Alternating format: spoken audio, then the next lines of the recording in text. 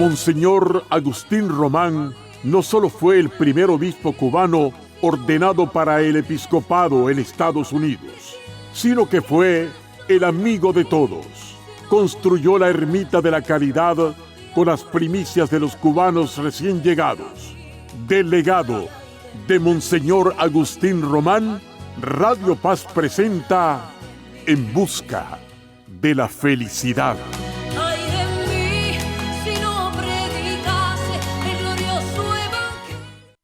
La paz del Señor esté con todos ustedes.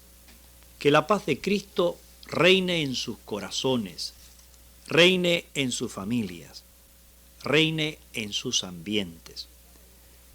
Que cada uno de nosotros sea un instrumento de la paz. Y por eso, queridos hermanos, abrimos el libro de la paz, la palabra de Dios, la Biblia. Estamos siguiendo la Biblia. Estamos contemplando, escuchando la palabra de Dios, no solamente para leerla, sino para vivirla, como lo han hecho los santos. Los santos son los hombres que han vivido la Biblia. Se la han entregado al mundo vivida. Así también nosotros debemos hacerlo. Eso es ser cristiano. Hoy quisiera hablarles del libro de los Reyes. El orgullo precede a la ruina y la vanidad a la caída. Estas palabras están en el libro de los Proverbios, en el capítulo 16 y versículo 18. Y así es, apenas murió Salomón, aquel rey famoso, el hijo de David, vemos nosotros que el reino se disloca. Aquel esplendor que había llegado a tener el pueblo de Dios con Salomón, empieza una época de desorden, una época de decadencia, y que va a terminar en un derrumbamiento vertiginoso. En ese fracaso terrible, tan rápido, los inspirados, como el redactor del Eclesiastés, ve un castigo legítimo de aquellas culpas reales. Porque Salomón pecó y la cólera cayó sobre sus hijos. Y añade la historia a esa explicación fundamental otras causas de decadencia que llevaba en sí la monarquía de los hebreos. Ese mismo año de la muerte de Salomón se produce la ruptura y el pueblo de Dios se divide en dos reinos. El reinado de Salomón y la historia de los dos reinos es extraordinariamente interesante. Así aparecen los profetas Elías y Eliseos. Todo esto está escrito en dos libros que son los libros de los reyes. Y las 10 tribus del norte, dirigidas por la de Efraín, desconformes con la política de Salomón y de su hijo Roboán, se separan y forman el reino de Israel, teniendo por rey a Jeroboán. La división política se convirtió en cisma religioso, al erigir en los santuarios de Betel y Dan imágenes de becerros de oro y de otras cosas prohibidos por la ley de Yahvé, el Dios vivo y verdadero. Indudablemente todo esto estaba llamando a la idolatría y al culto pagano que empezó con Salomón, con aquellas mujeres que vinieron desde afuera. Las dos tribus del sur, la de Judá y Benjamín, van a ser fieles a Roboam. Y entonces van a formar el reino de Judá. Y la capital va a ser Jerusalén. Su territorio era menor y más pobre que el otro reino, pero sin embargo permaneció más fiel a Dios, aunque en muchas ocasiones se alejó también. Tenemos que estar bien conscientes de esto, porque a veces se nos olvidan las cosas y nosotros no sabemos. Los dos reinos por sus pecados serán entregados en manos de sus enemigos. En efecto, en los siglos VIII y VII, Asiria y Babilonia van a disputarse a Egipto. Y entonces ese comercio del Mediterráneo es muy apetitivo. Nosotros nos encontramos indudablemente en que Israel, lo que era la Palestina de antes, es como la encrucijada de imperios y se llena, como pudiéramos, de lugar de ambición de las grandes potencias por el paso que podían tener hacia un lugar o hacia otro. Si nos situamos en un mapita, como convendría indudablemente ahora mismo abrir nuestra Biblia y ver el mapita, nosotros veríamos en el mapa el reino del norte, 10 tribus. Después de conocer nuevas dinastías, guerras, revoluciones sangrientas y algunas épocas de prosperidad, vemos nosotros cómo cae también. Es sometido por el rey de Asiria, que viene y se llama Sargón II. Y entonces cae Samaria, que era la capital del reino del norte, en el siglo IX. Y es conquistada gran parte del pueblo. Vemos nosotros cómo cae en las manos del extranjero. Es el año 721 a.C. Y lo más selecto del país es deportado al extranjero, a Nínive, en Asiria. Al territorio ocupado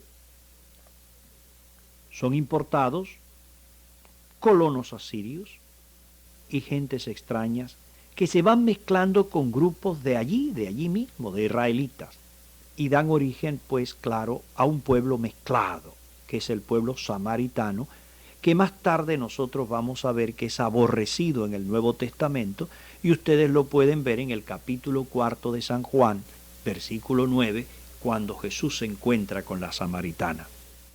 Este reino del norte duró unos 200 años, desde el año 931 al año 221.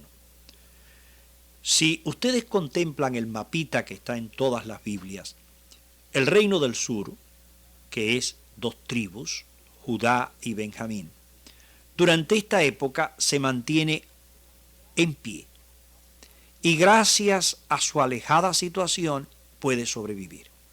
Hasta el final va a conservar una única dinastía, es decir, aquellos reyes que vienen de David. El rey asirio, Sennacherib, va a fracasar cuando va a atacarles. Y entonces el ejército israelita, en su intento de conquistar Jerusalén, vemos nosotros cómo realmente vence. Y Sennacherib no puede conquistar Jerusalén. Ese libro segundo de los Reyes, capítulos 18 y 19, es muy hermoso porque nos presenta estas escenas donde Dios trabaja con su pueblo. Esta es una gran victoria. Y esta victoria se llamó el milagro del año 701. No se ve aquí la bendición de Dios para el que no quiere verla, pero realmente la bendición de Dios está aquí. Y ustedes pueden ver en estas páginas cómo aparece un rey santo, un hombre grande, que se entrega y que es servidor de su pueblo y se llama Ezequías, y que se dejó aconsejar por el profeta Isaías.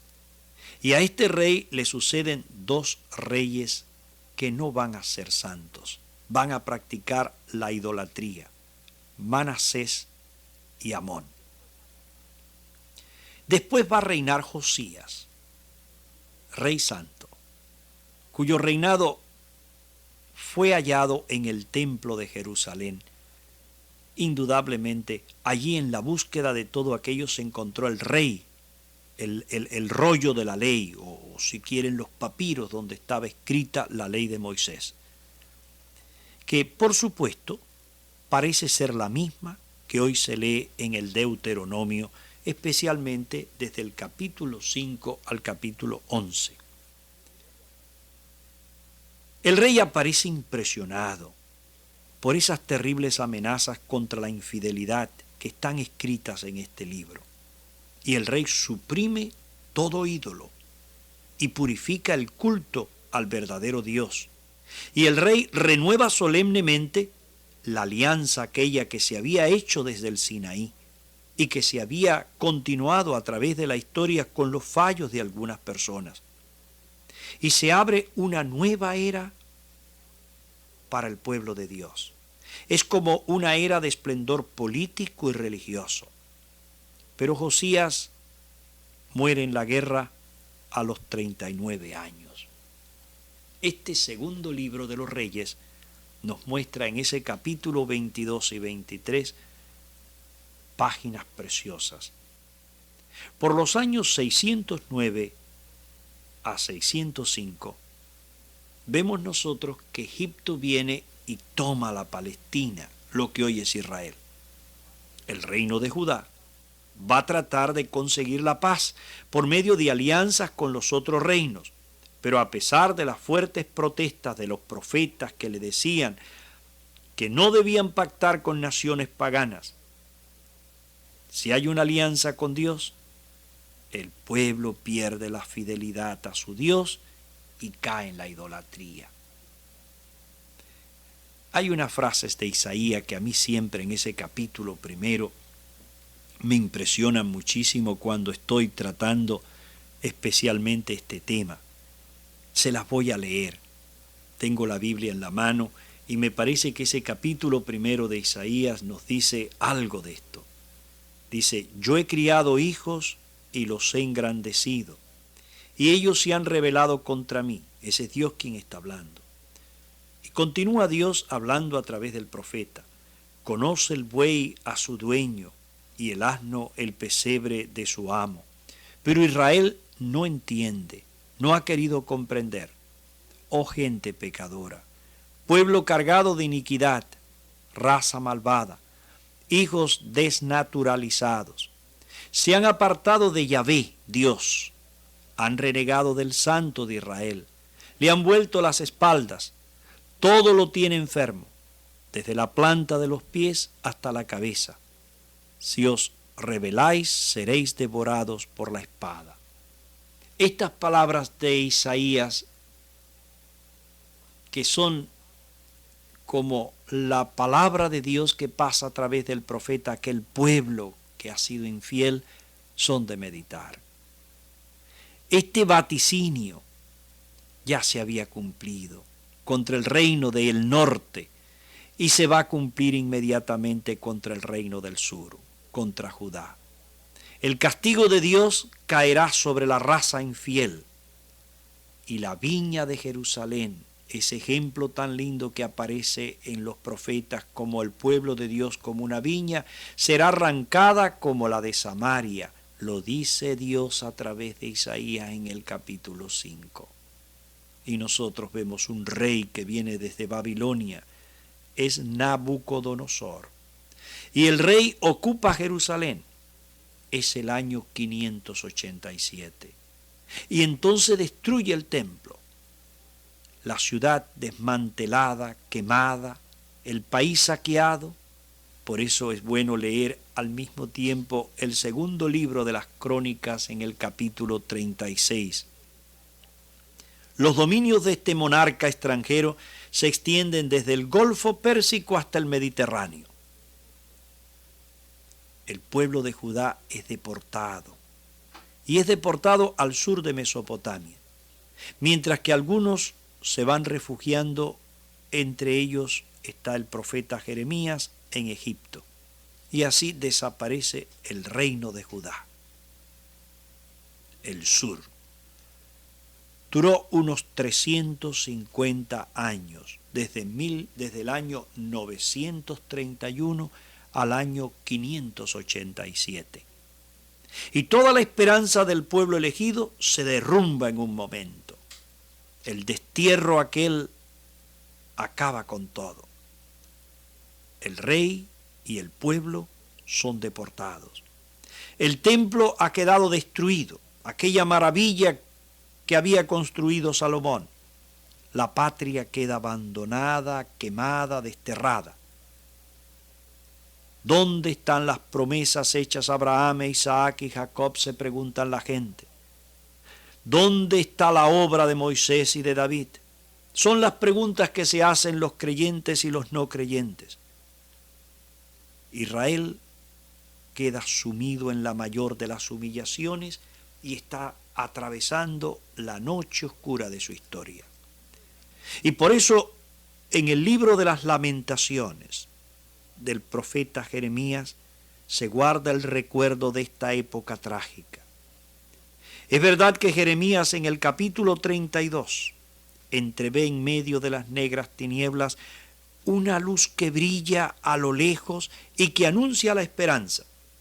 Pero ahora es la hora de la prueba, es la hora realmente de la noche. Es entonces cuando cobra una importancia extraordinaria el profetismo. En adelante, la realeza, o sea, el rey, el pueblo, va a ser realmente un pueblo sin rey. Va a ser el profeta, el hombre principal. Y podían preguntarme ustedes, ¿qué es un profeta? Un profeta, queridos hermanos, es más que un adivino. Él va a hablar mucho más que del futuro. Es un enviado del cielo. Es un portavoz de Dios. Es un hombre que habla o escribe en nombre de Dios. Dios va a enviar a los dos reinos estos intermediarios. Dios los envía al norte y los envía al sur. Y los envía para condenar públicamente los pecados de los reyes y del pueblo y transmitirles el mensaje divino. El profeta es siempre fiel a su Dios y va a mostrar un valor tremendo, un celo extraordinario, como ustedes lo pueden ver en el segundo libro de Samuel, en el capítulo 12, y en el primer libro de Reyes, capítulo 21. Va a luchar tenazmente contra la idolatría. Aparece bien claro esto en Jeremías, capítulo 28. Y va a luchar contra las alianzas. Va a luchar contra las naciones extranjeras. Capítulo 7 de Isaías. Contra las injusticias sociales. Amós, capítulo 8. Estos videntes juzgan el presente, amenazan con el castigo divino y anuncian una restauración a veces muy idealística, mesiánica, pero real. Isaías lo ofrece en el capítulo 2, del 2 al 4. Todo esto reclama del pueblo una moralidad. Un cambio de vida hace falta en toda la gente para que Dios pueda indudablemente continuar la alianza. Hace falta la justicia y el derecho. Por eso Jeremías es bien claro en ese capítulo 9 y exige de los sacerdotes la piedad interior y la renuncia al culto pagano. Lo van a ver en Malaquías, capítulo 1. Una gran parte de la predicación de estos profetas está escrita en los libros proféticos. Tienen suma importancia, pues además de narraciones, la historia de Israel se presenta en ello y purifican las ideas religiosas. Y vienen ideas morales y nos enseñan cómo Dios juzga en la historia. Por la riqueza de ese lenguaje maravilloso de los signos y de los símbolos y de las alegorías, los libros proféticos no son fáciles de entender. Pero nosotros tenemos la Iglesia, que tiene 2000 años y tiene el Espíritu Santo. Los profetas del reino del norte o de Israel son 4 principalmente. En el libro de los Reyes se lee la obra religiosa de Elías y Eliseo, que proclaman: Dios es único y poderoso, y las divinidades paganas son falsas, los ídolos no sirven. Amós, el impetuoso, a mediados del siglo VIII, es el profeta de la justicia. Denuncia con un lenguaje enérgico y también duro los abusos religiosos, la condena realmente de tantas cosas que se están haciendo y que son injusticias sociales. Y anuncia que Dios castigará las naciones, especialmente su pueblo. Oseas le gusta mucho profundizar en el pasado y traer lo histórico al presente. Por eso se le ha llamado el profeta filósofo de la historia. Es el profeta del amor, del cariño. Su desgraciado matrimonio es como un signo del que se sirve para que el pueblo comprenda su lenguaje. Vaticina el castigo de Dios sobre ese pueblo que es adúltero, que se ha olvidado de él. Y estos dos profetas contemporáneos anuncian una futura restauración bajo un príncipe de la tribu de David. Pero antes llegará el castigo con la desaparición del reino y el destierro. Otros profetas van a surgir en el reino del sur y de Judá. ¿De dónde van a ser el Mesías? Y ahí está Isaías, el genio más grande de todos los videntes y voceros de Dios. Va a profetizar entre los años 738 al 690, haciendo progresar los hombres y llamándoles a la santidad, a la justicia, invitándoles a recibir el Mesías, el Emmanuel, el Dios con nosotros. La profecía de Isaías es la más extensa.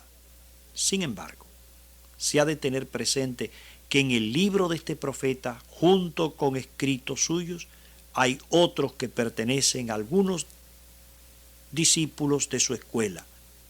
Por ejemplo, los capítulos 40 en adelante. Los 39 primeros capítulos se refieren a los acontecimientos narrados por el libro de los Reyes, el segundo, desde el 15 al 20. Los otros 26 capítulos pertenecen a sucesos de otra época posterior. Pero la obra se divide en dos partes: amenazas y consolaciones. Isaías es un profeta extraordinario y realmente las palabras de los profetas, las profecías, todas se cumplieron. Por eso el Evangelio de San Mateo es tan interesante para nosotros, porque nos va recordando todas las profecías. Continuaremos en la charla siguiente. La bendición de Dios Todopoderoso, Padre, Hijo y Espíritu Santo, descienda sobre todos ustedes. Amén. Ay de mí, si no predicase el glorioso evangelio. Monseñor Agustín Román no solo fue el primer obispo cubano ordenado para el episcopado en Estados Unidos, sino que fue el amigo de todos. Construyó la ermita de la Caridad con las primicias de los cubanos recién llegados. Del legado de Monseñor Agustín Román, Radio Paz presentó En Busca de la Felicidad.